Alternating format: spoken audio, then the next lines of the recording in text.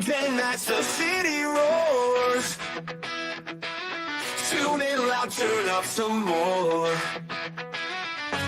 Cincinnati show, it's time to play. Sports with strawberry ice today. 5:30 sharp, don't be late. TTV, the sports awaits. Strawberry ice, he's on the mic, energy, it's pure delight. Every touchdown, every goal, feel the pulse, it's in your soul. Cincinnati heartbeats strong. Strawberry ice will lead the throng. Every touchdown, every goal, feel the pulse, it's in your soul. Cincinnati heartbeats strong. Strawberry ice will lead the throng. Feel the crowd, it's electric now. Shouting loud, they all know how. CTV got what we crave. Sports with ice, it's waves and waves. Tigers strike and Bengals roar. Every game we want some more. Tune in and feel the thrill. Strawberry ice, he's giving chills. 5:30 sharp, don't be late. TTV, the sports awaits. Strawberry ice, he's on the mic, energy, it's pure delight.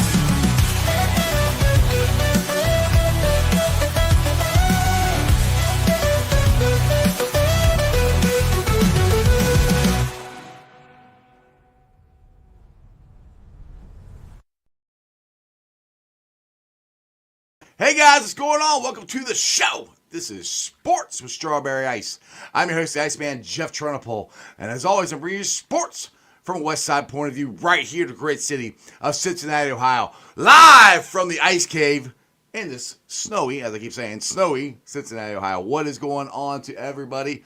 What's up to everybody in the chat? I've done this a little while. We got Stranger in there, Brad's in there, Tony Blaze is in there, Crip's in there. Yes, I know you're very excited. Dale is here. Diesel. Still got to figure out why you call him Diesel. I don't know. Jerome's in there. What's going on, everybody?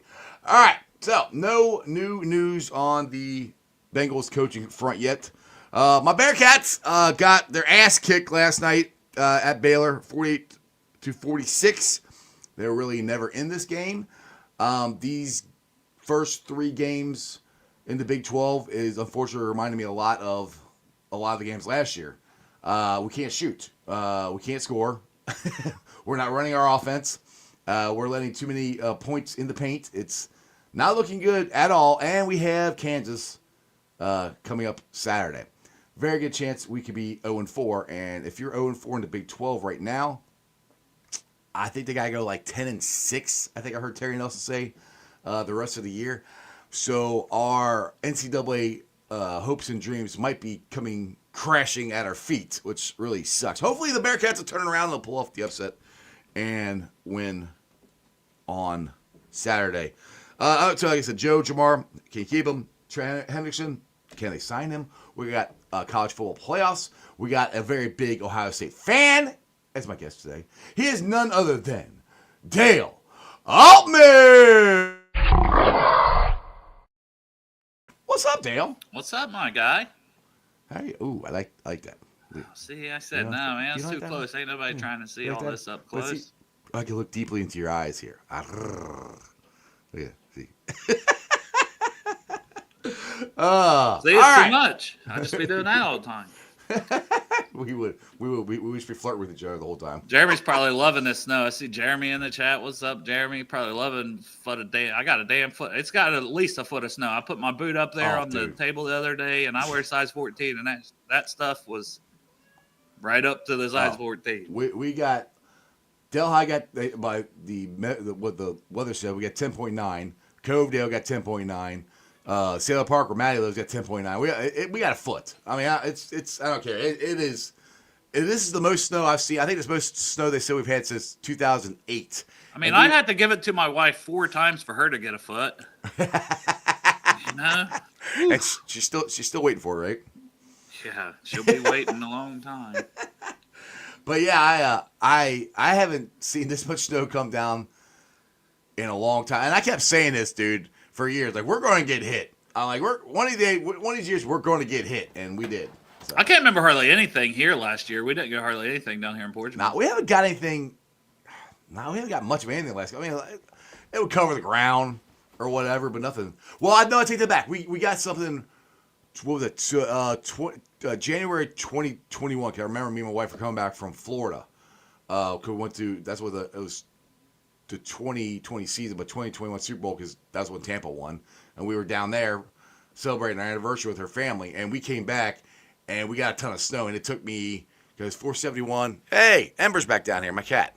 Cool. There's just no. Jeff keeps trying to get this cat out. He's blocking it, and it just keeps because coming back. Keeps knocking everything off the shelf. Like, all right, well, you just stay over there. I'll stay here, and we'll be okay. Jeremy says he's done way too much shoveling. Yes, man. I shoveled like 8 times. I kept shoveling because as it was coming down, like every 4 hours, because I was just like, I don't want to do all this at once. I go out by the road and where the state has come through and like, with the plows and knocked everything over. I go out there and try to shovel that part. Snap, shovel breaks. Even at Lowe's, they don't have shovels. I've been on the west side. Everybody's buying shovels. Everybody's out of snow shovels, man. It's brutal out here. I ain't even got a snow shovel. I have my, an actual metal shovel. Yeah, dude. That's about all I got right now. I still have my. So where my dad lives now, my mom and dad live now. They get snow removal. They don't have to do it. So my dad gave me his old shovel, his old metal shovel, and it cleans the sidewalk off great. It's just too short for me. And my back it works awesome because the other shovels I have, it just like it gets most of the snow, but there's always like this little bit of layer that's like left on. I can't get all the way down to the concrete. This one works great, but I got a 4-wheel drive truck, so we just got some tracks so my truck can get out, and then I shovel out so my daughter can get her car. I could pull her car off the street. So yeah. We're able to get in and out, so that's good. Supposed to get more, but that's your weather report. We do talk sports here on Sports with Strawberry Ice, I promise. We do. All right, so like I said, no new coaching news on the Bengals front. I know everybody keeps talking about Robert Saleh. I'm not against it. I just don't see it happening. It'd be a home run hire. It's just it doesn't sound like it's happening. He can sit home and make $5 million, but it sounds like he's going for head coaching jobs. Plus the one to open up. If he's going to take, what's up, Augie, my brother? If he is going to take a defense coordinator job, San Francisco just opened back up, and that's the one that everybody thought he'd go back there anyways. Yeah. So I think if he settles for a defense coordinator job, I think he'll go there. But he could sit home for $5 million. Dennis Allen, I was mentioning to you before the show, who I like that the Saints fired. Yep. Similar situation. He can make $3.5 million. We paid Lou $1.5 million last year to coach here. That money, like he's basically been coaching here for free if he decided to coach here. And I haven't seen Dennis Allen connected at all either. But that was a guy I thought because when Zach got hired, he was a guy we wanted to get in here. And the Saints blocked us from talking to him because he was their D coordinator. Yeah. And then they ended up elevating him to head coach. And I keep saying this, I don't care. Honestly, I don't have a dog in the fight. I don't care who it is, but I wish people would open up their minds a little bit more because I keep going back to this. The Detroit Lions defense coordinator and offense coordinator were not big names, and now they're two of the hottest head coaching candidates in football. You don't have to have a big name, and people are like, well. They don't get Robert Saleh because the Bengals are cheap. I'm like, it's $5 million freaking dollars. How many? I don't know how many teams. Even the highest paid, the highest paid guys like $4.5 million. I don't even know who that is off the top. I got it somewhere. Yeah, I mean, most. But the second highest is Mike Zimmer at $4 million. Then even the guy, Kansas City guy, who's great. He's getting some head coach. Take him, Spags. Give him a head coaching job. Get him out there. But he's making $3.5 million. You know what I'm saying? Yeah. So it's like that's the top of the top. Yeah, it's not about being cheap. They just. Defense coordinators don't get paid that much money. Well, Lou was 10th. Lou's 10th on defense coordinator pay this past season at $1.5 million. That's 10th highest. You know what I'm saying? The top 10 highest paying defense coordinator was Lou at 1.5. Yeah. And the guy they had in for an interview, Patrick Graham from the Raiders. And listen, his contract right now, they wanted to extend him. Mm-hmm. He chose to seek other opportunities. He's got the head coaching interview with the Jags, and he has the D coordinator. And he had them 15th in yards. We talked about this on our show yesterday, and that's pretty good because they were a bunch of young guys coming in. They dealt with injuries on the defensive side of the ball, and the offense wasn't good. Everything I'm seeing about this guy is he would be a really good hire, and he wasn't on my radar. So the more I look into it, I go, man, that would be a pretty good hire, Patrick Graham. The New England guy, 1 year as D coordinator. He's only 35, which maybe up and coming. Right. But I think I said D-line coach for him. But this Patrick Graham guy, I'm saying, like, if he would end up getting the job, I think I'd be happy the more I've looked into this guy. Yeah. Players love him. Yeah, more I've looked into him, more I've listened to you talk about him, so other people. Yeah, I'd be okay with him. Which I'm kind of surprised though they're so quick to get these first two guys out there that we haven't heard anybody else's names, come in. So I mean, and I think I think they're going to try to do this fast because they're in this window here where they can, if they get their defense coordinator staff and offensive line and everything quickly, then these guys can get together, and we all know they got to be scouts, so they can really help put together a plan, which would be nice, of what the Bengals are going to do in this offseason. What are they going to do? Who they re-sign, who they target in free agency, the draft. They've got to do all that. So I do think they want to move quick, and I think it's smart to move quick and not making the playoffs. We all want to make playoffs, but not making it now. Use that to your advantage in a way to get this defensive hires in the best exactly. You can.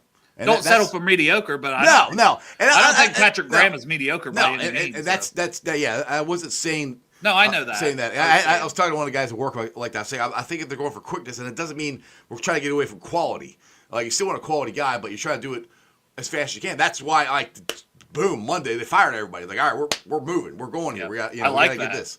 I like it. I mean, and I said this on my show. I think I said on yours yesterday. With Zach Taylor saying that I'm the one that it was my decision. If you believe that or not, that puts the onus on Zach. That puts the pressure on Zach. It's his choice, according to what he's saying, to hire the next DC. If it doesn't work and we miss the playoffs again next year, there's nobody else left to fire other than Zach, and you got to start all over again. Yeah, his seat was probably hot anyways with them firing coaches, but he made it even hotter by saying that. Like, we completely are on the same page. Yeah. I want to mention two other D coordinator guys while we're talking about it because they've been mentioned. Al Golden, who was a linebacker coach here, and now he's the DC at Notre Dame. He's focused on trying to win a college football playoff game tomorrow against Penn State. And he played at Penn State. But salary-wise, he makes $2 million this season. And that's probably only going to go up after this. So Lou got 1.5. I don't see Al Golden as an option either, unless he just wanted to come here. But that sounds unlikely. Wink Martindale, because they used to coach for the Ravens, had some good seasons there. And then went to the Giants. Now he's D coordinator for Michigan. He makes $2.3 million at Michigan to be a D coordinator. So I just think, a lot of these names – change your thing. Right, yeah. And then Patrick Graham, to go to him, back to him, who he had in, he was the 11th highest paid coach for defense coordinators, right below Lou, who was 10th. Well, tied for 10th, and then this guy's at 12th, it says. Patrick Graham with the Raiders, $1.4 million. So near similar salary to Lou. And I don't know. I think it'd be a good hire. I do too. I mean, more I've heard about it, thought about stuff. Because at first I'm like, I don't even know who it is, and I started looking stuff up. I'm like, oh, all right, that's not bad. And I even had a Raiders fan comment on here on one of my shows this week, and said that he would be a good hire, and he basically wanted to keep him. Yeah, and he was with the Giants before that, and I've seen Giants fans saying he would be a good hire. Something I was reading, they led the league in sacks one year with like 40 sacks when he was the D coordinator with the Giants. So he's had success, and like I said, with the issues that the Raiders had, both offensively and defensively with injuries and guys, I'm all in on him. Now the Covington guy, I'm still unsure. Only 1 year, the Patriots, they were 22nd overall yards given up. I would still, I talked about circle back to him potentially for D-line coach if he don't get another D coordinator job. Eberflus mentioned, I haven't heard anything about him, but he probably has a situation being fired as a head coach similar to Dennis Allen we talked about, who's getting $3.5 million to not coach. Right. And if he coaches, he would basically be coaching here for free. Right. And maybe some guys love the game that much and they want to coach. Yeah, but it's a lot of money to give up. Yeah, I could stay at home and I could take 1 year off. And the thing is, you're an NFL coach. You got to take the money where you can get it. I can make $3.5 million to just doing nothing. And probably Vrabel took a consultant role with the Browns. I think there is something in there where these coaches can do that.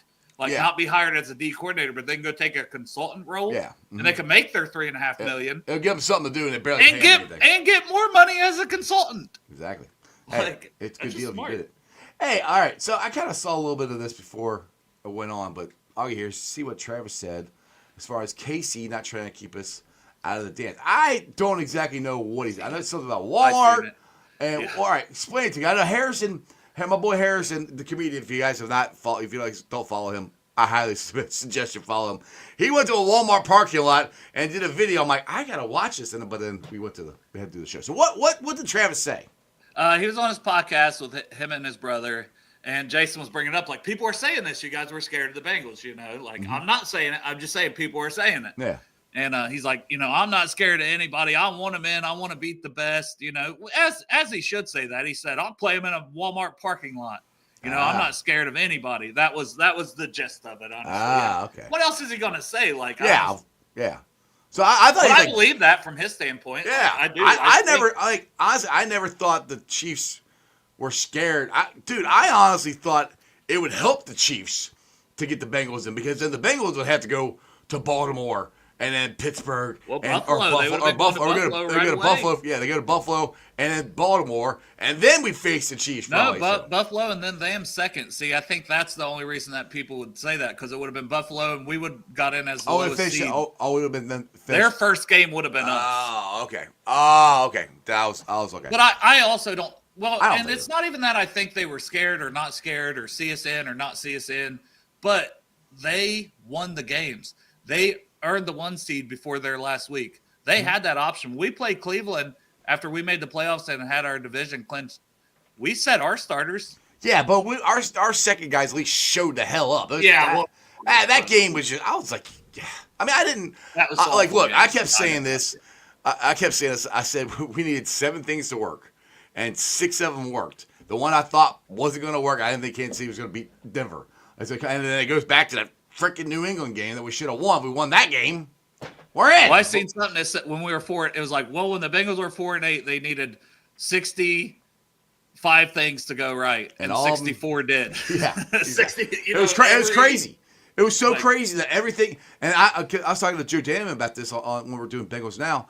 I said it's like that punt block that the Cowboys touched and we got it back. That changed the season.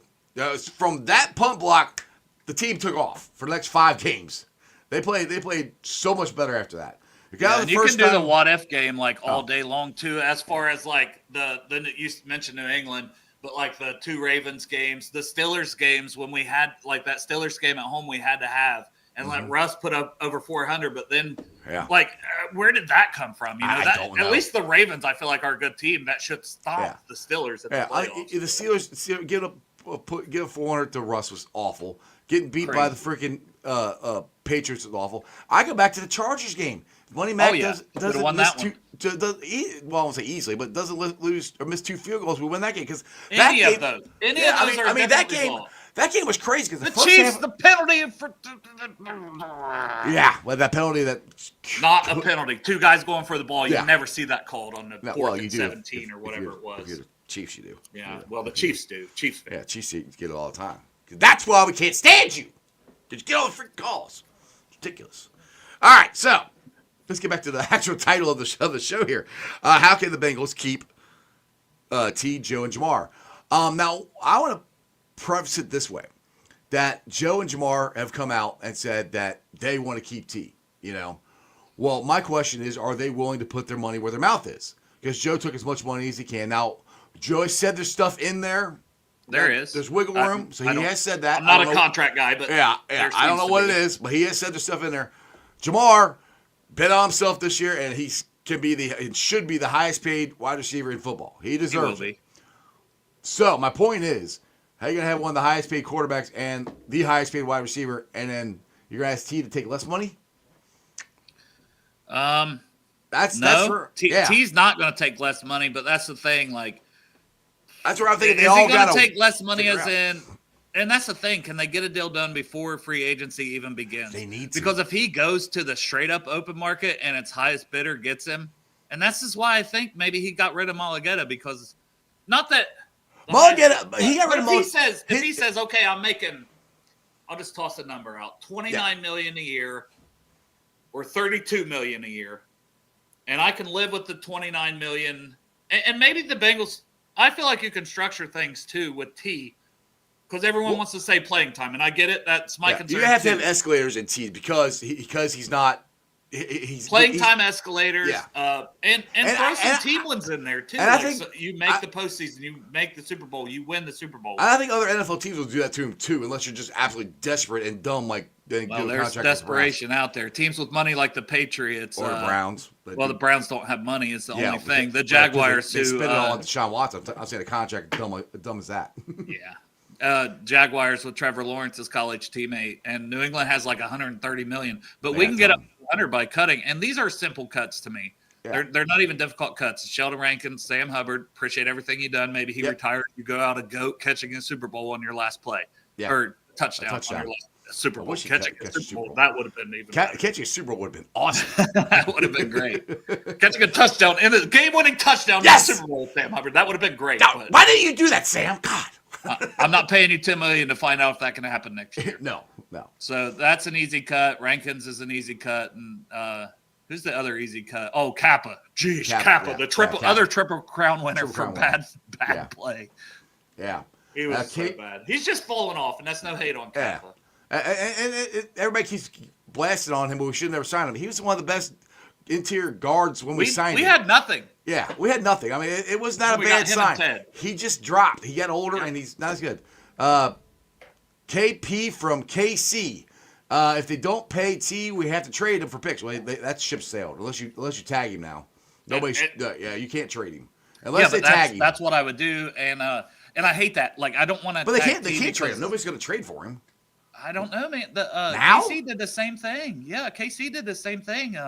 It doesn't happen very often, but they franchise tagged that corner. Well, yeah. If you you have to franchise tag him. Yes. Yeah. No, you can't trade him now. I wasn't. Okay. Yeah. You can trade him, but you have to franchise tag him. But that's what I do, is what I'm saying. Like, I would franchise him before I let him walk. I mean, I think we would have done that this past year. You know, like, if you can't work out a long-term deal and you got the franchise tag, go ahead. Somebody's got that year. So you can't. That's the only way. I thought you were saying trade him with that, because trade him like right now. You can't. But the comp pick thing. So if you get a comp pick, that means you probably didn't improve your team. We got a lot of holes that we need to spend money if we're not bringing him back. Right. So if we lose him, we're signing a guy not necessarily at that position, at another position, probably that will offset any comp pick. Mm-hmm. So you're not getting a third rounder, but that third rounder wouldn't help your team for next year anyways, because the way the comp picks work, you don't get that comp pick till the following season. Yeah. So there is literally no reason to not tag and trade him if you can't work out a long-term deal. But I'm hoping it doesn't come to that. I would just get him signed. And I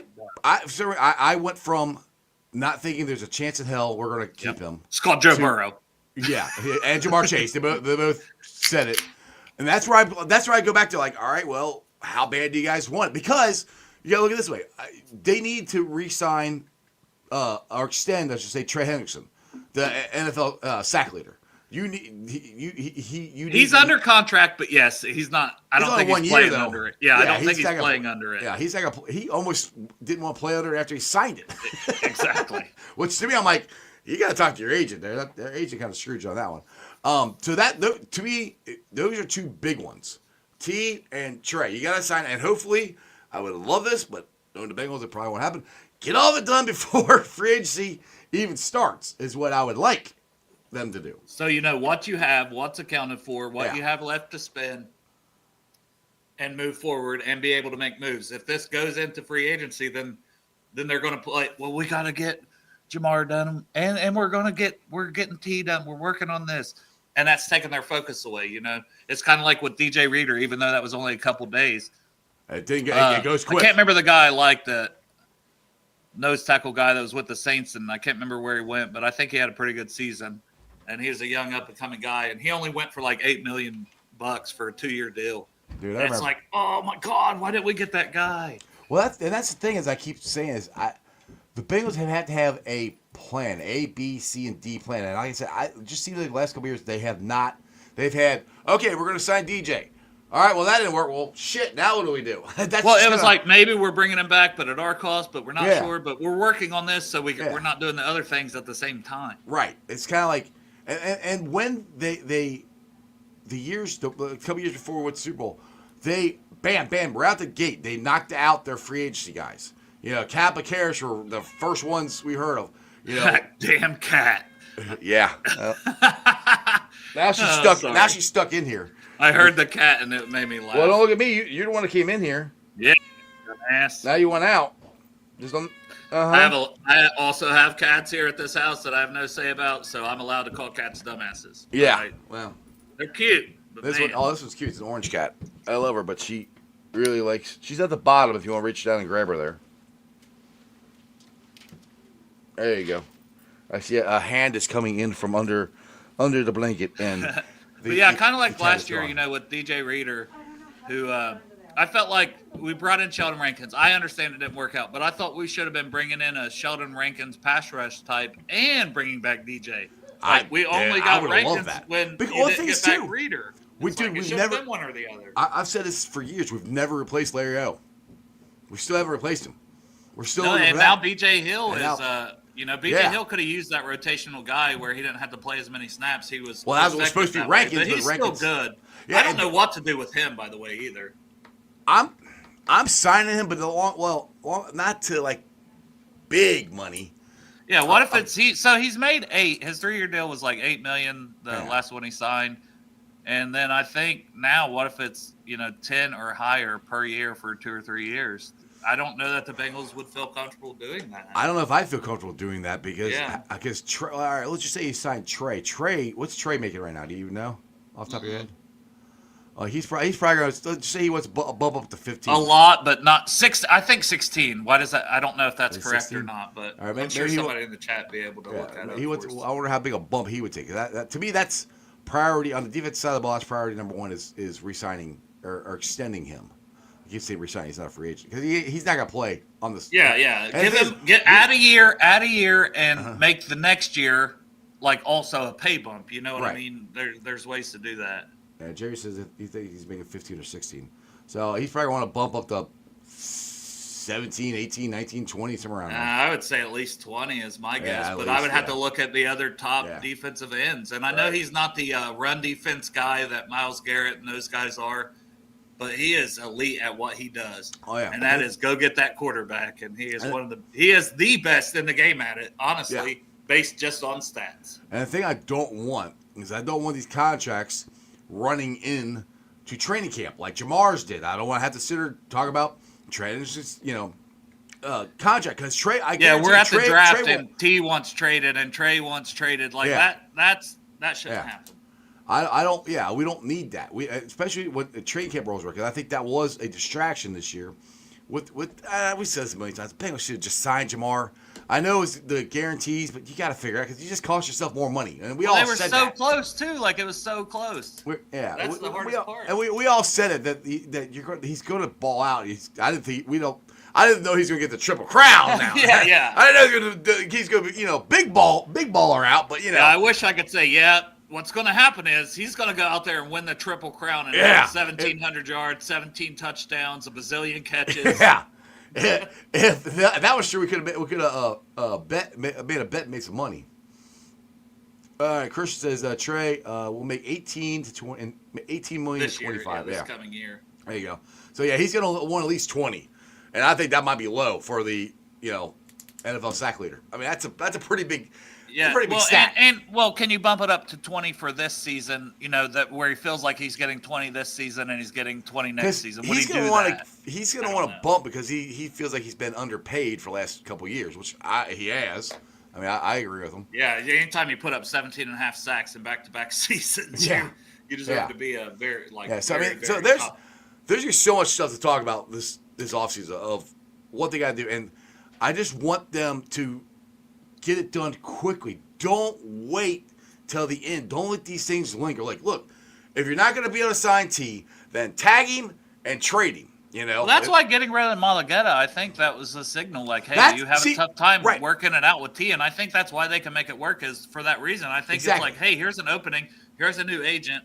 Why don't you guys get a deal? And it's the same agent Jamar has, so you can be doing two things at once, guys. Let's get them done. I said that was T's olive branch to the Bengals. Like, all right, you can't work with this guy, then let's go with a guy and I say that you can work with, but they haven't signed Jamar yet. But still, a guy that would be easier to work with and they could negotiate Jamar and Tees at the same time. They're a package deal or something. I don't know. Basically, just get it done. It would be great. Like, and somebody asked that. Greg was asking that on our show we did earlier, and it was like, could you see him get done at the same time? I'm like, nah, that'd be tough because all the money involved. I said, but it's not like it hasn't been done before. Geno Atkins, Carlos Dunlap. Mm-hmm. You know, and you could have a press conference with Chase and T in these shiny new contracts, and they're back together. That would be great. And Joe's in the middle going, "Sup, boys?" Yeah, he doesn't say a word the whole time. He just sits in the middle and smiles and looks cute like Joe tends to do. Make that how you want. No homo, I guess, as the kids say. Oh. You have to clarify that, I think. Exactly. And that's if they get this done, because they got a lot to do here. Like, when's free agency start? Do we know the date? Is that that's March. We're doing a live show at Midwest like March 15th or something. Right. So I think it starts a couple days before that. So all right. So I would like this stuff done. You need a defense coordinator, all your stuff. That'll be done here next couple weeks. Not worried about that. You need T sign, you need Jamar sign, and you need Trey sign all before you hit free agency. Those got to be done. And then, all right, this is our plan. We got these guys. This money is over here. We got this much money for our free agency. We got this much money for the draft. If this guy is off the board, then we go after this guy. You know, I want a freaking plan. I want it to look like bam, bam, bam. This is what we're doing. And yeah, well, dude, like the last 2 years, it doesn't seem like they did that because I know they expected to lose Jesse Bates, but they did not expect to lose Von Bell, and that screwed them. And they went out and hurried up and just, oh crap, let's go sign Nick Scott. And that didn't work. Well, and then they pivoted to Pratt, you know what I mean, a little bit, because they thought they were losing Pratt and not Bell, and then they lost Bell, so they signed Pratt. Now, Pratt, I have a question for you on Pratt. Now, Joe, who's on my show a lot, Joe Farsing, he is not a very huge Jermaine Pratt fan. There's a lot of people. Would you cut him? I'd consider it. I'd have to look at the contract details. He's one I hadn't looked into it like I did with Rankins and Hubbard. So and if some you of those cut guys. him, if you're cutting him, then you got to re-sign Akeem Davis Gaither. Because you got Logan Wilson and some rookies. Yeah, I like Shaka. Guys. I like Shong Meta. Shaka, maybe? I don't know, but it was one game against Pittsburgh, so you don't want to, you can't rely on a guy from a one-game performance. Yeah. But, I think you have to bring back Davis Gaither. But it also, all this is going to depend on the D coordinator. I think Geno Stone is another one of those. He's one that I would like to restructure. What's up, Natty? Haven't been on the show in a while. His salary cap hits like $8 million. And listen, I'm not opposed if there's a play. The new D coordinator is like, no, this is a guy I want to keep. I'm definitely keeping him. And the thing is, if he knows how to put him in position to succeed, I'm fine with it. Because I think once the defense was simplified, he played better. Once they simplified he's more of a center fielder guy. Yeah, he would work out really good. I think if you have a three safety set. You know, so I'm not opposed to bringing him back, even at his own salary. You know, I'm not opposed to either. It just depends on what the D coordinator, honestly. Yeah, what he wants to do. Now, people keep putting in the chat about Jermaine Burton. I don't know. I think they might cut him. There's a whole bunch of I've heard a lot of weird news. I'm not really commenting on any of it because I don't know if any of it's solid or what's going on. So. There's lots of stuff out there. You can look it up on the internet.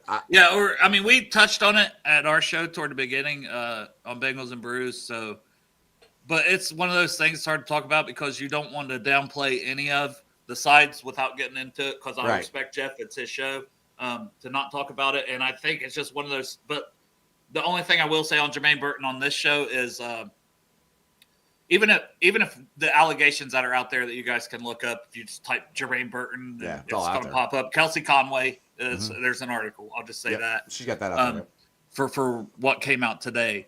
But, the being late to practices and not showing up for a walkthrough and big moments and 4 high schools in 4 years, 2 colleges, he was sent home from the Bengals twice.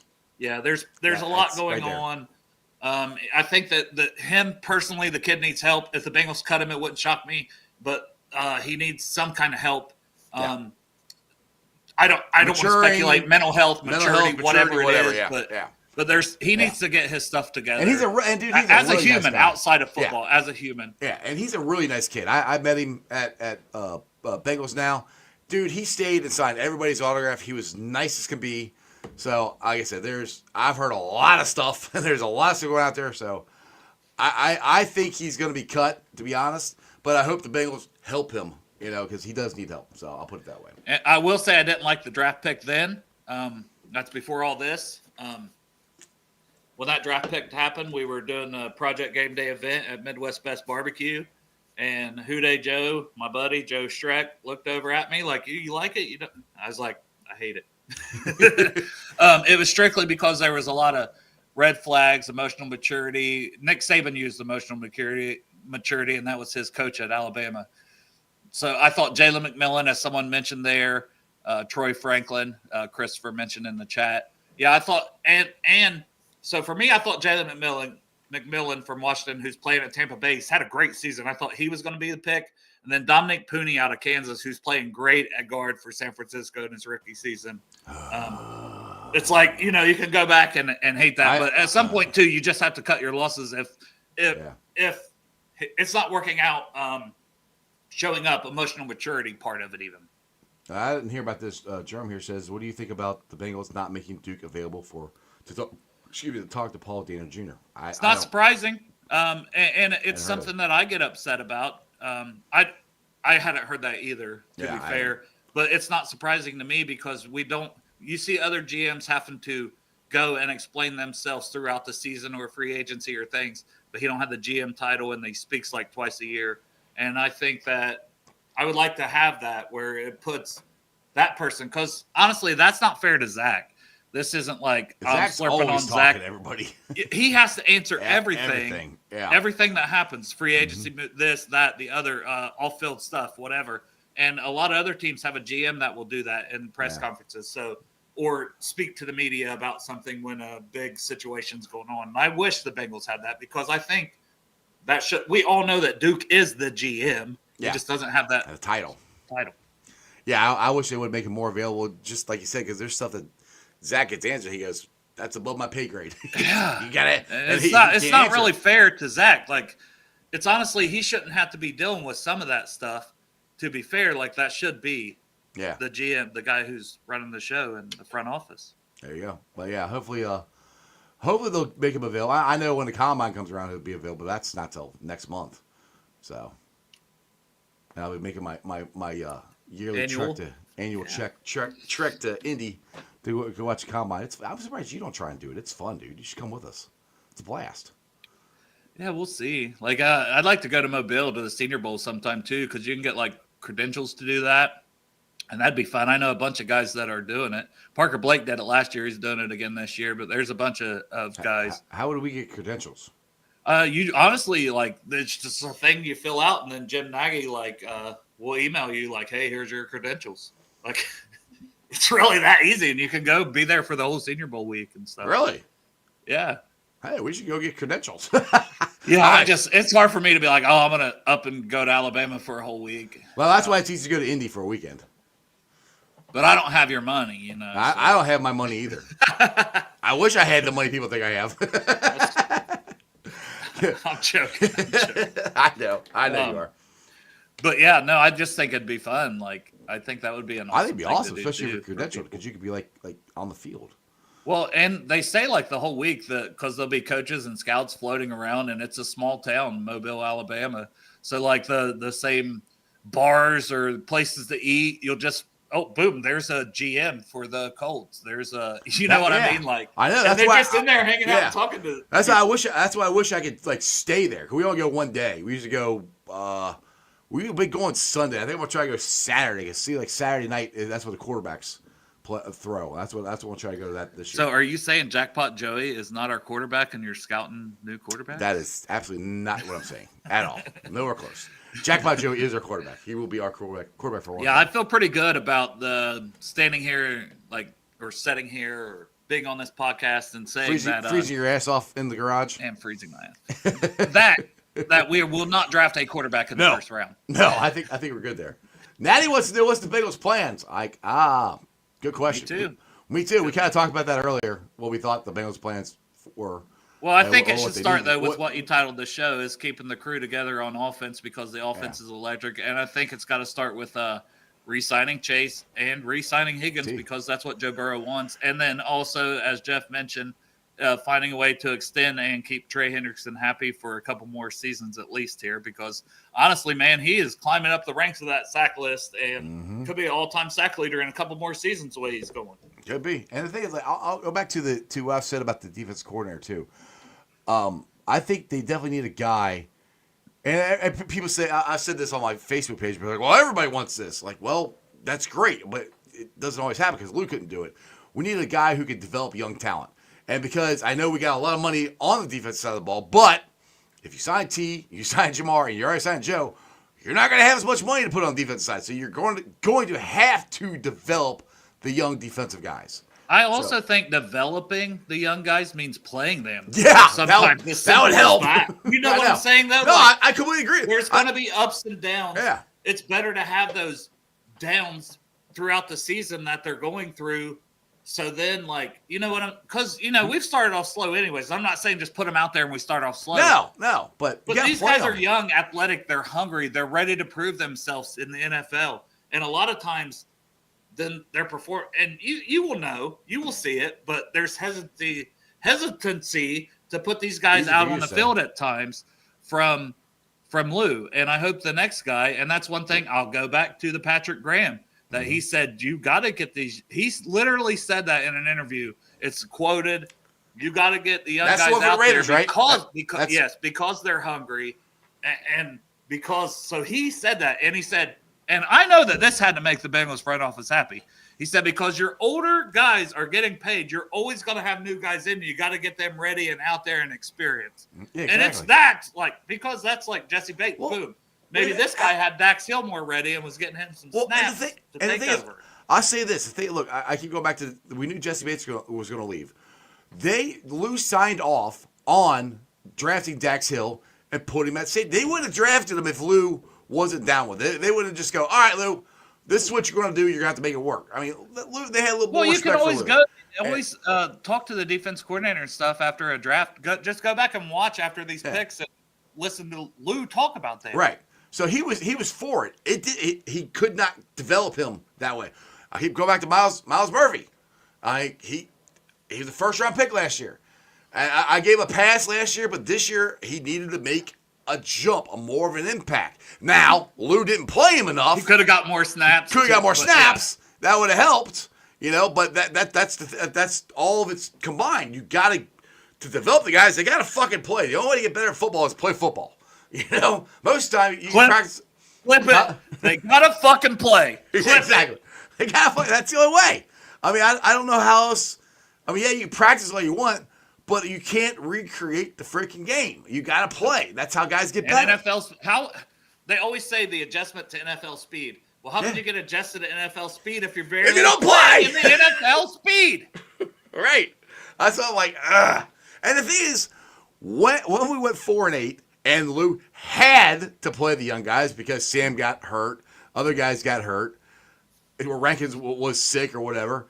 They had to play the defense. And he simplified the defense, which I don't understand why. If your defense is not doing good. We saw the communication issues throughout that whole first half of the season. But the first half, that's what I was saying. If you have a communication, why did you wait till you're 4-8 to simplify it? Why couldn't you have done it before?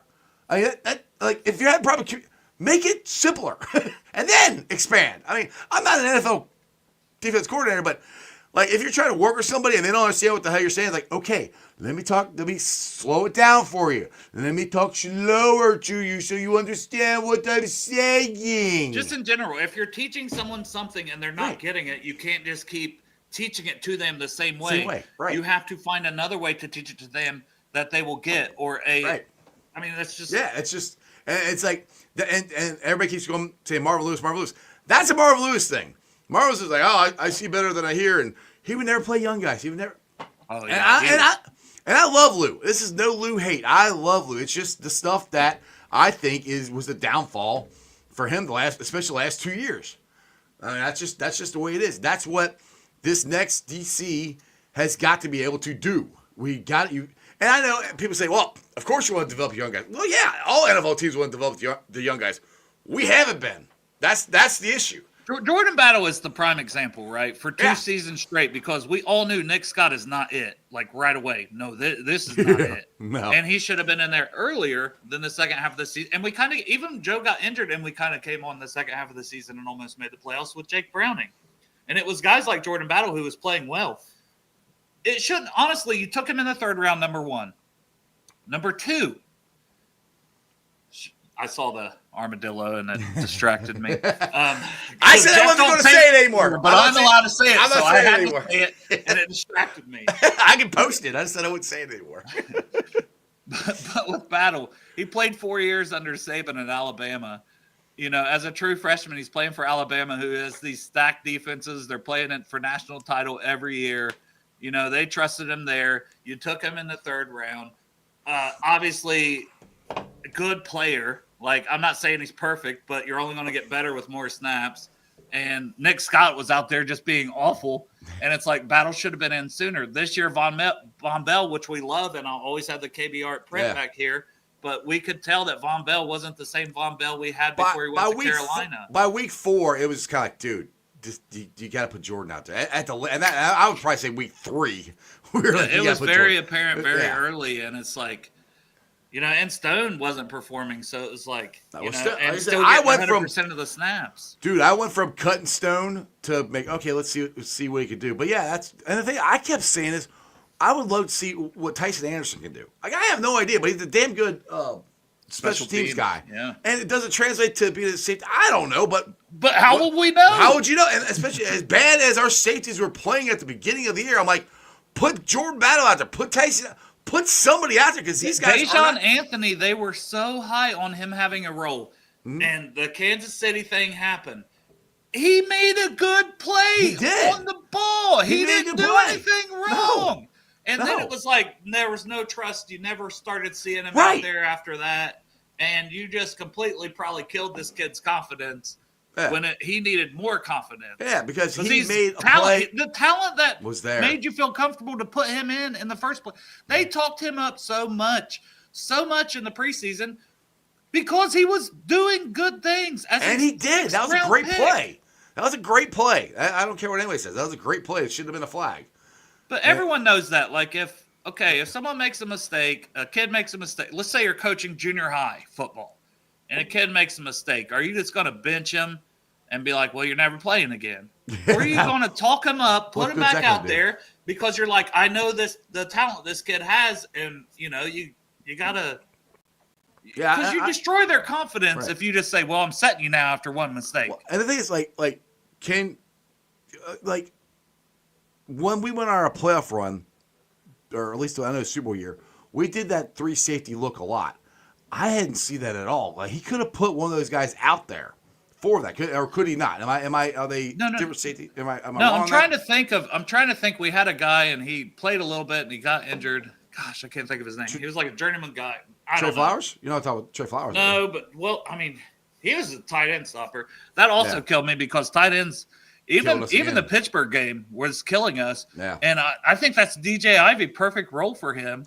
Well, he can hold up on the outside, but it's like he hardly plays. But why did we constantly have, once again, back to the Jermaine Pratt from earlier, he is slow. He is good at downhill go. He can get a lot side of to side.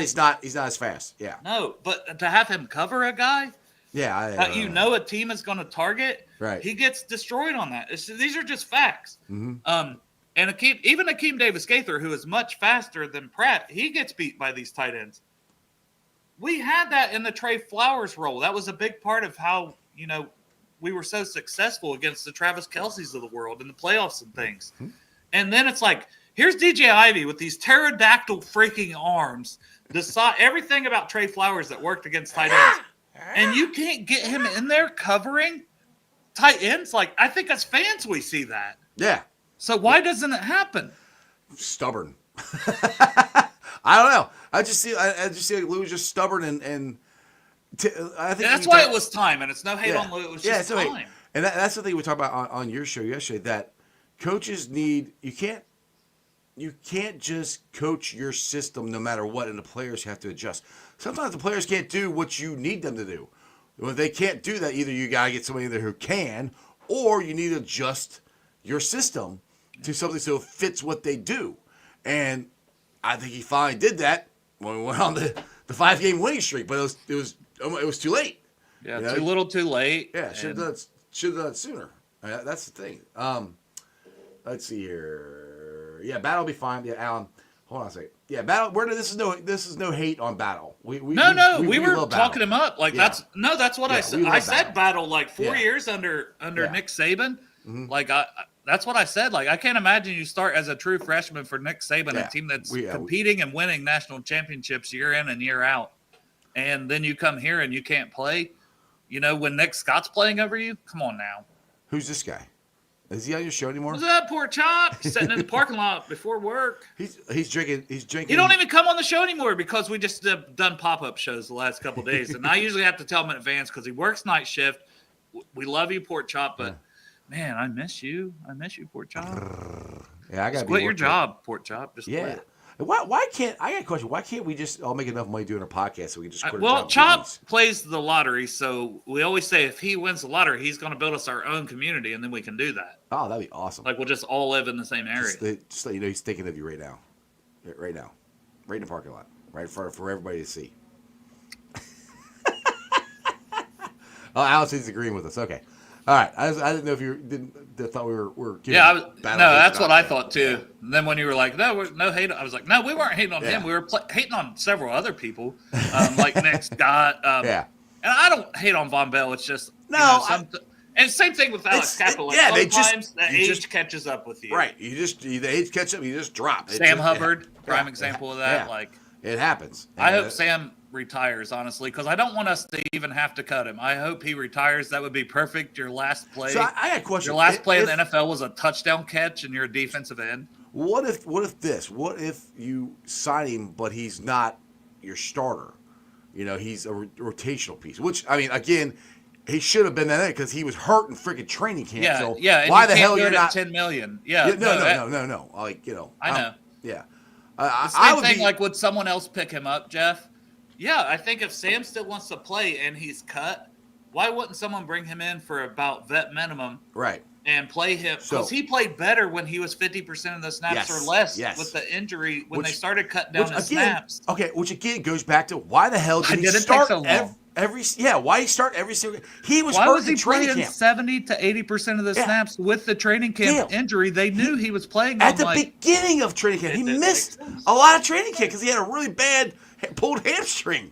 I mean, that's just stuff like you have a number 1 first round pick and Miles Murphy that you aren't going to play because you want to play an injured Sam Hubbard. It just it doesn't make any sense. That's the stuff that was driving me nuts. I'm like, what? Like Lou, as great as he is and can scheme things up, and the stuff he did against Patrick Mahomes and Josh Allen, that's the reasons we love him, right? And that's the reasons I understand. Like, man, you don't want to get rid of this guy because we know what he can do when we get in the playoffs. But if you're not getting in the playoffs because you're too stubborn about certain things before that, and the reason you're missing the playoffs, then it's just time for a change. Yeah. I fully expect Lou to be great somewhere else too. I do too. Yeah.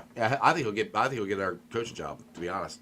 And like, look, 2 guys. If they bring him back, 2 guys need less snaps. Sam, if they bring him back, he needs a lot less snaps and less money. Less money, less snaps. Less money, less snaps. I can't pay him $10 million. No. PJ Hill, I don't know about the money, but he needs less snaps because I keep saying this. When we had PJ Hill, DJ Reader, and Larry O, that was our best interior defensive line we've had. Well, we were leaning for like 70% of the snaps, down the stretch and stuff. And it's like, no, man, he's good at almost a 50, 60%. Right. It's a huge difference for these guys. It keeps them fresh. I know it doesn't sound like a lot, but it's a huge difference. Well, that was the thing. You and me talked about we were hoping we were going to have the NASCAR package, with maybe kicking Sam inside and having Osai or Miles on the outside along with Trey, and we never really saw that. I mean, not as much. It's why I always say you can never have too many defensive linemen because it is the position that you rotate the most. Like offensive linemen, yes, there's injuries. Want to rotate it.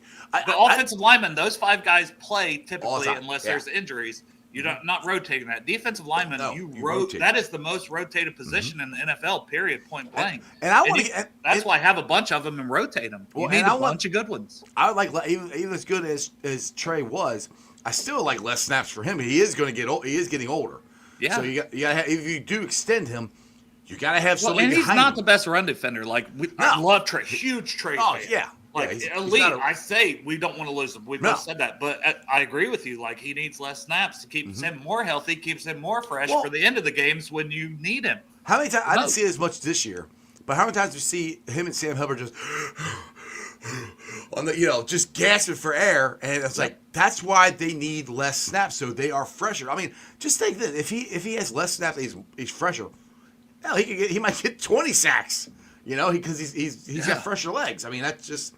Well, and if you're going to make the playoffs, you want him fresh for the play. You don't want to wear I know we didn't this year, and you've got to lean on these guys when you start 4-8. Yeah. Obviously, we have to start better. All that. Yeah. And I think rotating players, having enough trust in your young guys to develop them is part of it. You have to allow them to do that because the ultimate goal is to win a Super Bowl. It's to win your division, but it's to win a Super Bowl. So that means you got to play multiple games in the playoffs. So having guys fresher, especially on your defensive line, is huge. It is absolutely key. Now, one thing I want to bring up here, we all say we got to get off to a better start, and I've kind of changed it. Not we still have to get off to a better start because I love how we are ramped up and ready to go in November, December, and that's when we take off. Usually, it didn't have till December this year, but we at least have to be 500 at least. You can't be behind the 8 ball. We can't dig ourselves into. So they got to figure. I'm not saying, hey, they start 6-0. I'm not going to be against it. I will take it.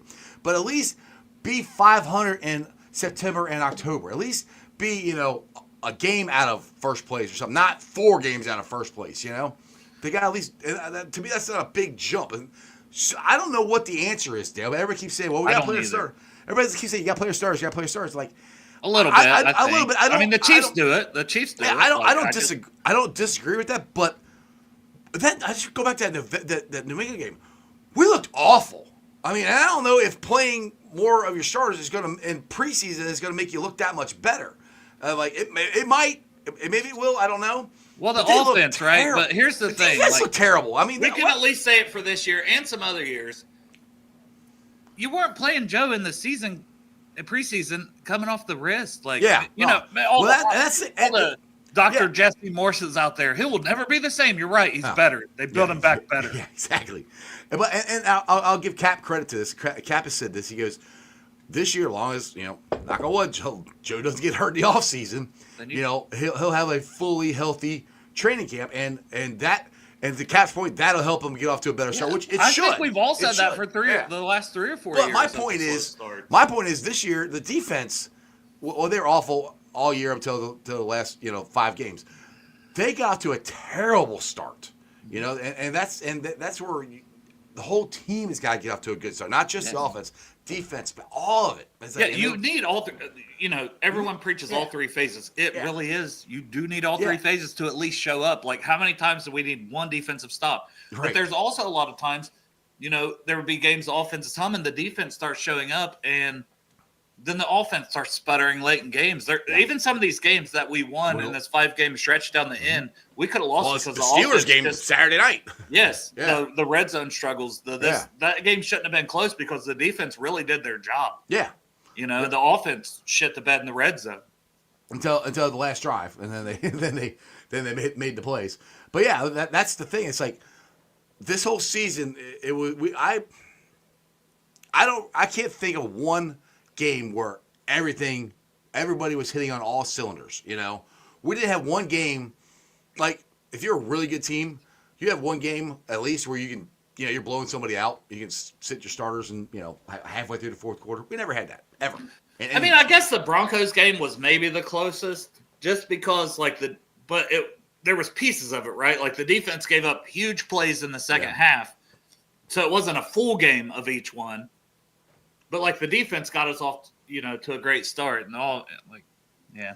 I just don't know the answer. I agree. I agree. I don't either. I do think playing the starters a little more, and even if it's a series or series for 2 games, you play them a series. It just keeps them more involved, more in a rhythm, maybe. Everybody's got to be healthy for it. If Joe's healthy and he comes out guns blazing, then that all bets are off. I mean, Joe playing at the highest level Joe can play brings everybody up. But you also need your O-line to be healthy. Let's say you got two O-line injured, two guys you plan on being starters on the O-line injured in preseason. Mm-hmm. Are you wanting to put Joe Burrow out there behind?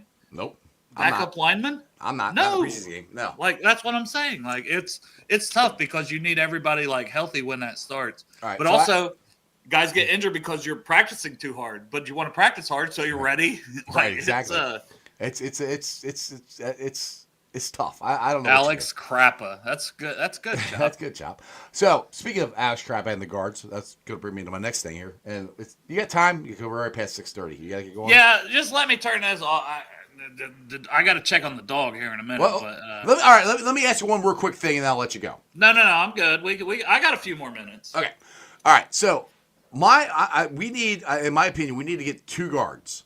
Either you draft one or you sign one. And I don't think you're getting a guard. I think at the earliest second round.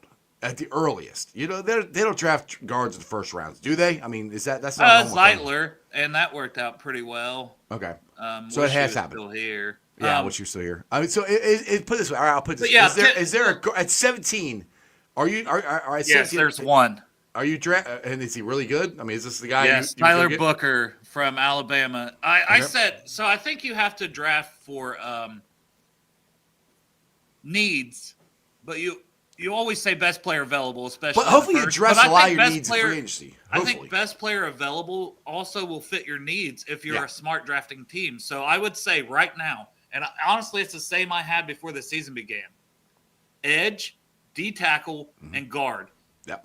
That is the three biggest needs, and I think you can draft one of those and with this board. But yes, there's one guard I would take at 17, and it's Tyler Booker. Would you put him as the number one guy, or is there an edge or an interior guy that might be there at 17 that you would take above him? Right. Somebody mentioned I would love to get Kenneth Grant or James Pierce. Kenneth Grant is a 340-pound defensive tackle from Michigan. That is an absolute beast. Mason Graham is the better Michigan defensive tackle, but he's going top 5, top 10. Okay.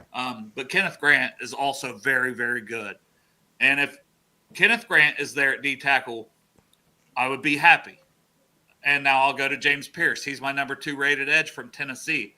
He is a freaking beast. Had 10.5 sacks, I think, last year. Probably had another 8 or so this year. Right. He's very good. Love him. Okay. Walter Nolan, also another D tackle to add to Kenneth Grant. And then I mentioned Tyler Booker, the guard from Alabama, who's like 6'5", 340. He's a big boy, and he's nasty. And I want my O-lineman to be nasty. Yeah. So at 17, so I would take, but to answer your question, because I made it long, but I was going to answer it. Okay. But the three I mentioned, Kenneth Grant, Walter Nolan at D tackle, and James Pierce, especially at edge. Or I'll even toss in Mike Green from Marshall because people are going to get to know that name real soon at edge. I would take those 4 over Tyler Booker because I think we need a pass rushing difference maker. But I really do think Tyler Booker is the one guard I would not rule out from taking or be upset about at 17. Okay. So there's one guy, though. You know what I'm saying? Yeah, that's the one guy you want. If that guy's there, you're taking no matter. Well, I wouldn't be upset about. Now, if the other guys I just mentioned are on the board, I take them over him. Okay. So who out of that group, if they are there, who's the number one guy on your board for them to take out of that group? James Pierce. I have him at 8th overall, and he's like not everybody does. You know, there's a lot of people that have a lot of other guys, but James Pierce from Tennessee, I absolutely love him. He's the edge. I think he's going to be great. Abdul Carter is my edge number 1 from Penn State, who's going to be playing tomorrow. I would take him, but if he gets out of the top 3 picks, something went wrong. Unless 2 quarterbacks go and Travis Hunter. So, right. But he shouldn't get out of the top 5, especially. Okay, so my question, all right, so say we take that edge. He's the edge, right? He's the one for Tennessee you're talking about, right? Pierce? Yes, James Pierce Jr. All right, James Pierce. Say we take him at 17. Second round. I don't even know what. I had 49, I think. Right. I think it's 1749. Will there'll be a guard there or interior lineman? Just if Dale, you're the GM, and how you think it might work. Well, once you start getting into the second and third rounds, that's when, to me, it really does depend because now 48 players are off the board. Right. D tackle, could there be a D tackle there? Yes. Could there be a guard there? I think more likely to be a guard than a D tackle. Would you be more willing to take a guard there and then wait to see if there's an interior D lineman in the third round? Because in my opinion, there's less talent. This is where it gets tricky, and line. it gets tricky for the teams, but it gets tricky because, yes, I have one particular guy that I love, and I think he could be there in the third at D tackle, and it's Aeneas Peebles out of Virginia Tech. Okay. I love him. He's a little undersized, so he's like, especially height-wise, he's like 6'1", 6'2". Guess who else was about that height? His name was Geno Atkins. I'm not comparing him to Geno Atkins. Ooh. I'm just saying I think he falls in the draft on the consensus boards. So you heard it here first. We got the next Geno Atkins. Dale Altman from Bengals and Brews just proclaimed it. Let's go. Clip it. If you get him, Geno went in the fourth round, by the way. Yeah. But people have seen what Geno did, and they've seen what Aaron Donald did. But Peebles is ranked on like consensus boards in the 160s. Oh, wow. 160 overall. I have him as a second round talent. So that's why I'm saying I think if I split the difference, I'd be so happy to take that guy in the third. So perfect. If we get the edge in first round, guard second round, interior line third round, that'd be perfect. It would be. And then because I'm not looking at, I don't think we're drafted two guards. I don't think we're drafted two guards to start. I think we're signing one guard in free agency, and we're going to try to draft another one. Well, right now we only have 6 picks. I could also see us trading down in the first or second to recoup a pick or two. We do that a lot. Yeah, and it makes sense this year with only 6. Oh, yeah. But to answer Alan's question, yes, Abdul Carter does wear number 11. He got injured in their last game and didn't play for a lot of it. He got held immediately. It was a holding penalty because he's a pass rush beast. He actually played linebacker and they moved him to edge. So it wouldn't fit the Bengals' size profile at edge, but they need to get away from that. And I'm hoping a D coordinator realizes that too, because Mike Green from Marshall also would not fit their size profile. But they will pick a guy who's 6'5", 260. But hey, this guy who's more like Micah Parsons, 6'3", 245, he's a better pass rusher. Get the better pass rusher. That's what we need. Exactly. And that's what I've said all year. If you can get consistent pressure on that quarterback, it's going to make everything better. It's going to make your secondary better. The secondary, yes. Everything. And I want to ask you a question. Everybody's down on the Bengals cornerbacks, which I'm never going to say don't draft a quarterback. I think you can draft a quarterback every year.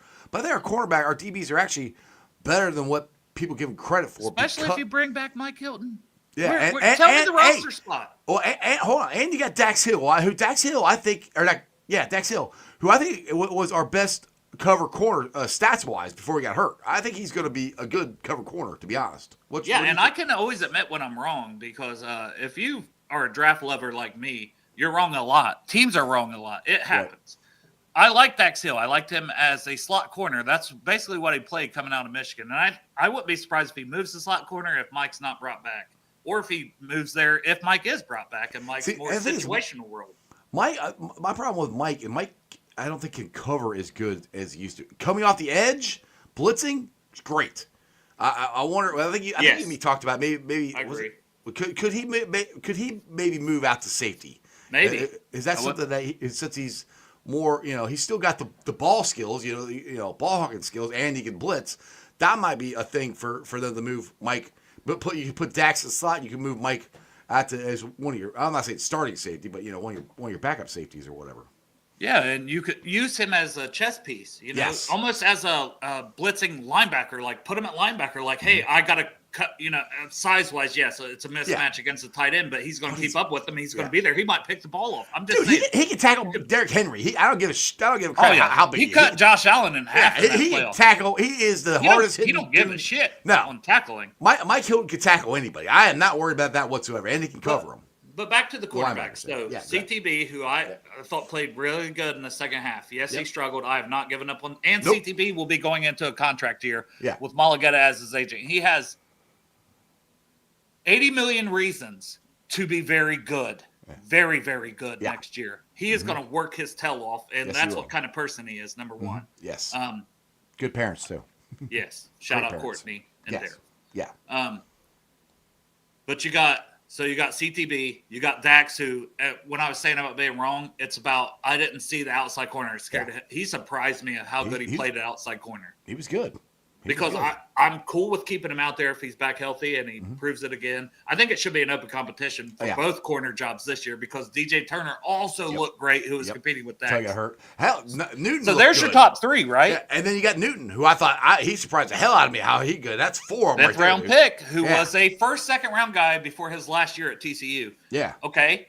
DJ Ivey. Yep. Who I said could cover tight ends and knock that ball out of George Pickens' hand on that one. It's like, Pickens dropped it. No, he DJ Ivey knocked that ball out. Yes, that's 5. If you bring back Hilton, that's 6. You roster 6. You don't roster more than 6. And that's where if you go through the list, that's what I'm like, because I've heard this so we gotta get a quarterback. I'm like, do we really? I mean, because I don't care if you're Deion Sanders. If the quarterback can stand there for more than 10 seconds and eat a sandwich, someone's going to get open. Yeah, someone's going to get open. You can't cover a guy for that long. That's the problem. And I think most people are like, oh, no, it's a quarterback. No, we got to get pressure. It goes back to getting pressure, consistent pressure. That's the biggest need to me is pressure. I don't care if it's D-tackle. I don't care if it's edge, honestly. And D-tackle for me is what DJ Reader did great. And people, it's the stuff you don't notice. He can hold those guys up, and he held his line. Well, his actual pressure rate per PFF and stuff is always very good. Yeah. Like, he's not a sack guy. Sacks are not pressure rate. But my biggest thing is the quarterback couldn't step up. There's how many times, like the Chargers game, how many times did Sherbert take off running because Rankins is running this way, BJ is running this way. He's like, oh, and he goes right. Do you call him Sherbert? I've called him Sherbert forever. You said Sherbert, and I was like, he meant to say that. Yeah, I did. I always call him Sherbert. I could tell the way you said it. Man. But that's where that gets you back to where you need that big dude there that can contain, stay in his lane, and keep that center and get pressure, but not go past the freaking quarterback. You know, DJ was great at that. McKinley Jackson, what's your thoughts on him? I'm not saying I think he's a rotational guy. Maybe in the future he might be a starter. I don't know, but I was pretty impressed with him. Another guy that impressed me, and I will say the value was similar, but I won't lie. So he was a 4th round guy in the draft guide. Based on his last season, based on his RAS score, it was like a 2-something. Big guys like that don't move well in general, but he moves so much better on the field of play. Yeah. This season for the Bengals, and 2 years ago for Texas A&M, he did. Last year wasn't his greatest for Texas A&M. Right. He impressed me, and he's a good run defender, but he impressed me with his ability to get some pressure. Yes. I think there's something there with him for sure. He flashed more than Chris Jenkins. Chris Jenkins is more known as a run defender and but now he had some good games here and there. He flashed more at the beginning of the year. The end, it kind of fell off a little bit. McKinley Jackson, though, flashed more to me than Jenkins. I agree with that, yeah. So I definitely think, but I think those guys are your rotational, and it's very important. That's why it's almost like, okay, I'm calling them D-tackle 3 and 4. That's not a bad thing. No. They're not, but I don't think either of those guys will be like a D-tackle 1. Maybe they can end up being a 2 and 3 instead of a 3 and 4, but we need like a guy. And even we need DJ Reader. Let's say BJ Hill comes back. Yeah. BJ Hill is a perfect number 2 to Chris Jenkins and McKinley Jackson being 3 and 4. We need an actual number 1 pass rushing defensive tackle. If we can get that, then we'll be as close as we were when we had BJ, DJ, and Larry O. And now we have 4 of them, though. That's what I'm saying. That's what gets me excited. Yes. And that's why I keep trying to tell Bengals, because I got so many arguments with people during the season. Oh, we're so far away. I was like, we're really not. You get an edge, you get an interior guy, and you get 2 guards. It's going to be a lot better. And they all play. You hit on one drive. I mean, look at the Chiefs. Like, the Chiefs, they lost. Everyone's like, well, they lost Tyreek Hill and didn't miss a beat. Well, guess what? They had a phenomenal defensive draft. You know, they hit on so many picks on the defensive side of the ball. They got your dude. Yep, they got your dude. Well, then the next year they got the corner, McDuffie. I loved McDuffie coming They got all your guys. And they got him at like 22, and I'm going, bro, that's a top 15 player all day. Like, you know what I'm saying? But they nailed it. Not just the first round, they nailed it beyond those rounds. They have so many guys that are contributing on the defensive side of the ball. And Spags is a great defensive coordinator, but they got some dogs. And we've seen, Spags was still coordinating that defense, whether they wanted to get in or not. And that defense looked like dog shit against the Broncos. So that goes back to what I keep saying. You ain't got talent. You're not going to be a good coach. And that's another question somebody brought up to me at work today. they're like, and I keep like, do you think Zach Taylor's a great coach or a good coach? I think he's a good coach. I think he's a great offensive mind. Yes. But the thing is, too, I'll put it to you this way. Give me one great coach that doesn't have great players. Right. That's what I keep, like Bill Belichick was not a genius in Cleveland. Andy Reid got fired in Philly.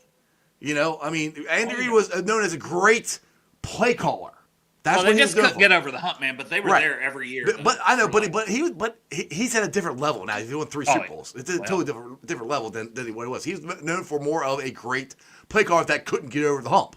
That's what he was known as. Goes to Kansas City. They had Alex Smith. They had a good year to get Patrick Mahomes to go win 3 Super Bowls. I mean, that's the thing. Special quarterbacks. That's the only knock against that can cut both ways, Jeff. A little bit, because like Joe Burrow, I will say is very special, right? Oh yeah, yeah. Zach would be as good. Bengals would be as good if we don't have Joe Burrow, right?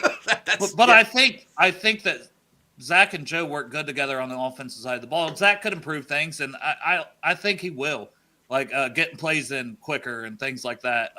That is something that they need to work on. They just that goes back. And look, I am not saying that he should. I don't care. I think people look at this too much, but getting plays in quicker.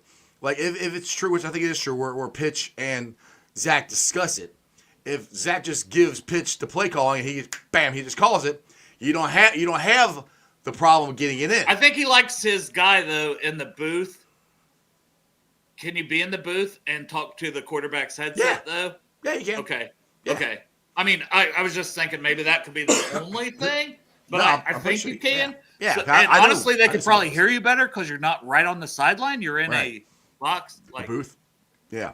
So I mean, I'm not. I might actually help that so much more. To me, that's the one caveat. The one reason to do it. I think Zach's play calling is fine. I think the offense looked great, but getting the play calls in quicker. And Zach, the thing is, Zach can still get on the mic and say, "Hey," and suggest shit. He can still do the same stuff and just exactly. And just he could just and Pitch could just call it. I think he likes the control and stuff, but I mean, honestly, it wouldn't surprise me if that's a discussion because I feel like that was a little bit of a discussion last year. Remember about like if Callahan and I think Pitch proved himself for all the things that Jamar has given him credit for, moving him around and that's where I think there's. I'm not saying it's going to happen. I think there's.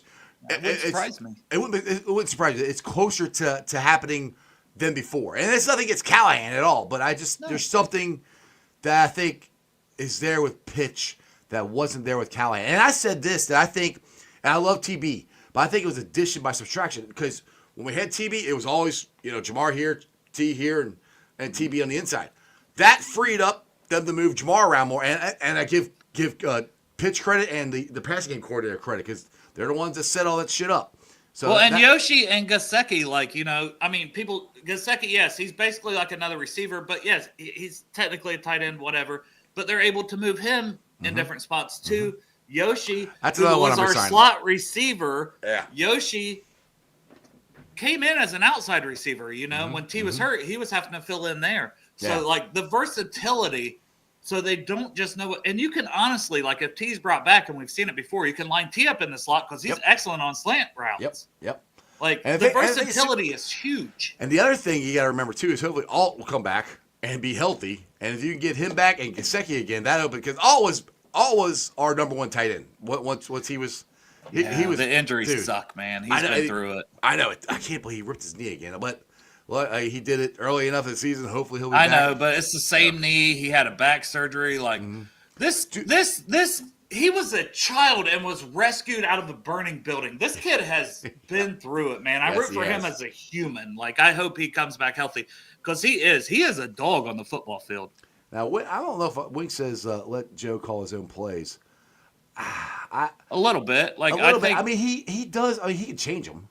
I mean, I wouldn't have him. Peyton Manning did that, right? Like, yeah, but also Peyton. I don't think Peyton Manning did it his 5th year. He probably did it in his 10th year. I don't know when Peyton started doing it. I have no idea. Yeah, that's something that's a good thing to know because Joe said, he said about the defenses and how he can, change things. But to me, that's the same thing of putting. We want less on Zach's plate. Let Pitch call the plays. Zach or Joe, do you want to put that much less on Joe's plate because he's already got to get. Joe can change you because they got 2 plays at least, so he can change in and out of them.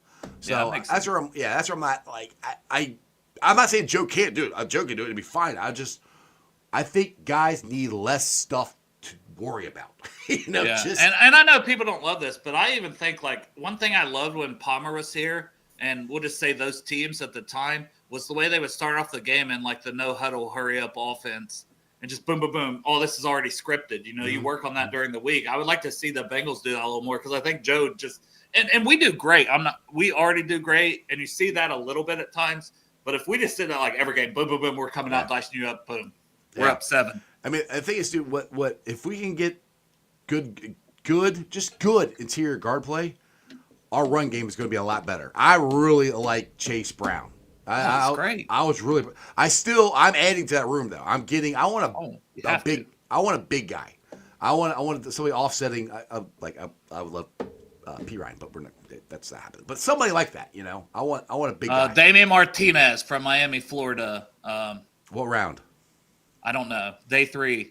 But he can move up. He's a Senior Bowl running back. They're not getting. He's like 240. But I don't think they're drafting a running back. That's what I'm saying. Day 3, 3rd round. Yeah, that's what I'm saying. Day 3 is 4th and later. Yeah. That's what I think. Yeah. So, well, this has been fun. I like our conversation, and I'm going to let you go so you stop freezing your ass off in your garage. Yeah. Are you guys going to do a pop-up show tomorrow, or are you just going to? I had no idea. That's what they're pop-up shows. You just never know. Well, that's why everybody needs to subscribe to Bengals and Brews. So that's right. We do Mondays and Fridays typically at 3:30, and then we've done 4 o'clock a lot this week because just like the snow keeps happening, and I get cabin fever. This is 3 shows in a row I've did in the ice cave. The first time I've done that in months. It's kind of weird. I don't know. It's kind of weird. But I'll be at Millions Friday. You should come down sometime. Yeah. Get out. It's supposed to snow again. There was no way I'm driving 2 hours. Why not? When it's supposed to snow. Just go break a couple more snow shovels and then come see me at Millions. I still got to get one, man. Even Lowe's was out of snow shovels. I'm so triggered about it. Can somebody give my boy a snow shovel? Somebody in Portsmouth. Snap that off. I ain't had a show. Luckily, I kept up on it, but I'm still very upset about this. It's all that. You just walk out like, I just broke the snow shovel.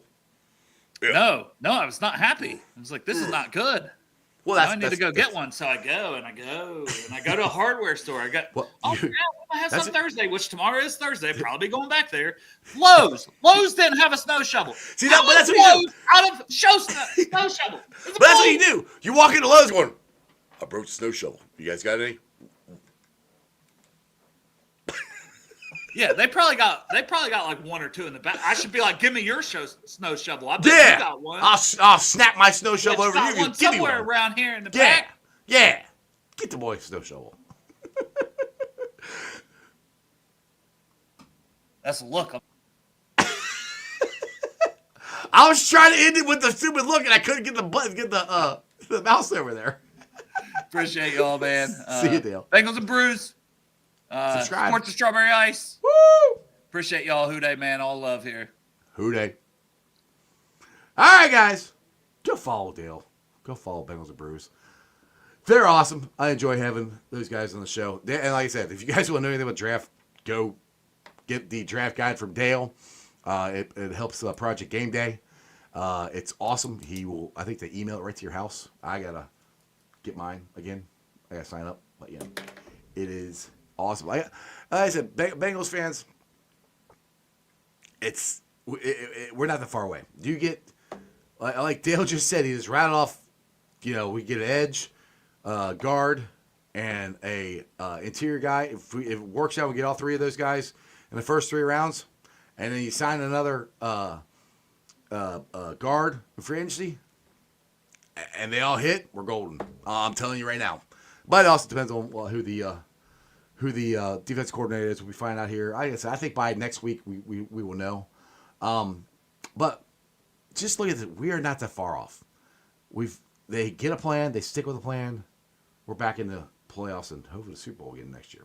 But thanks for watching. I appreciate you guys. I've been live streaming on ZTV, YouTube, Facebook, X, Twitch. You can follow me all of those along with Instagram, Threads, and TikTok. And I'm trying to get my mouse to work here so I can bring up the graphics. Where did the mouse go?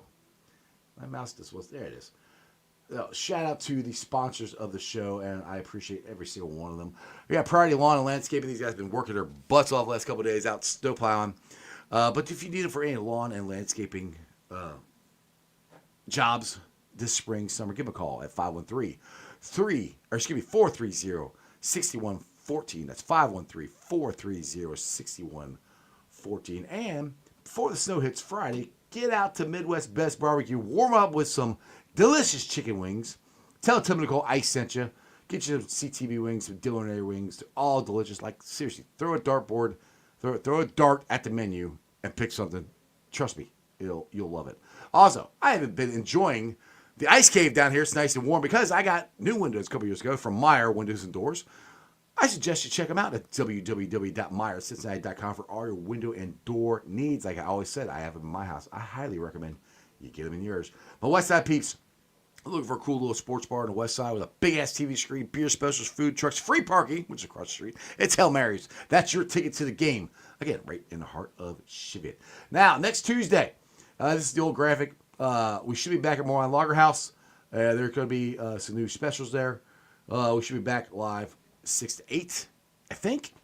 Still working on getting the graphic and getting all that stuff figured out. You guys stay safe out there with the snow. Like Dale said, it's supposed to snow Friday, but tentatively I'm going to Millions Cafe right in the heart of Mount Lookout Square. It's a very interesting show. We start at 7 o'clock. On the graphic it says 6:30, but we start at 7 o'clock now. Go to 8. We give the microphone to drunk people. It's a very interesting conversation sometimes. It's a fun time. You have to come there and experience it. It's way different than anything else. So come to Millions, right there at Mount Lookout Square, 7 o'clock this Friday night. All right, boys and girls, I'll be back tomorrow. I think Mike Petraglia is going to be my guest on the show. Maybe we'll have some more Bengals news. Bearcats play Kansas this Saturday. Hopefully they'll pull off the upset and win. They need to. We really can't start 0-4 in the Big 12. It's going to be tough. But I'll be here each and every day live at 5:30, and we can discuss sports. Tell your friends, tell your neighbors about Sports Strawberry Ice. Share, like, subscribe. Throw it up. And that's your sports, baby. See ya!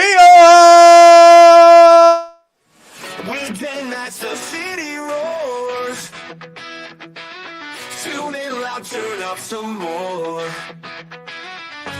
Cincinnati show, it's time to play. Sports with Strawberry Ice today. 5:30 sharp, don't be late. CTV, the sports awaits. Strawberry Ice, he's on the mic, energy, it's pure delight. Every touchdown, every goal. Feel the pulse, it's in your soul.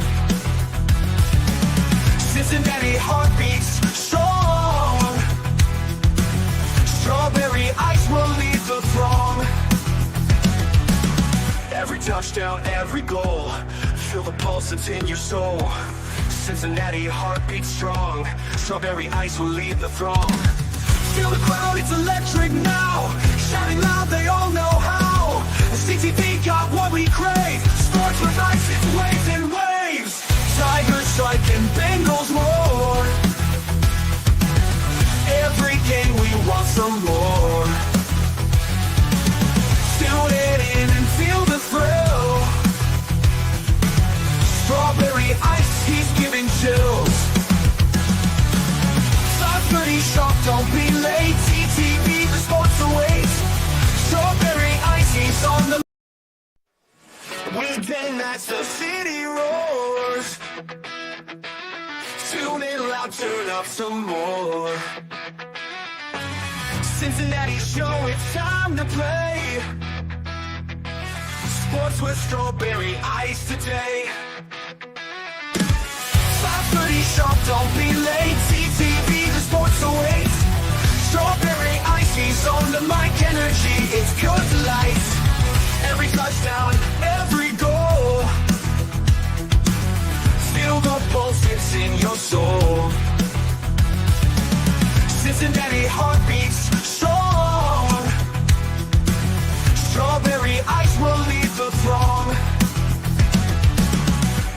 touchdown, every goal. Feel the pulse that's in your soul. Cincinnati heartbeat strong. Strawberry ice will lead the throng. Feel the crowd, it's electric now. Shouting loud, they all know how. CTV got what we crave. Sports with ice, it's waves and waves. Tigers strike and Bengals roar. Every game we want some more. Tune it in and feel the thrill. Strawberry ice, he's giving chills. 5:30 sharp, don't be late. TTV, the sports awaits. Strawberry ice, he's on the mic, energy, it's pure delight.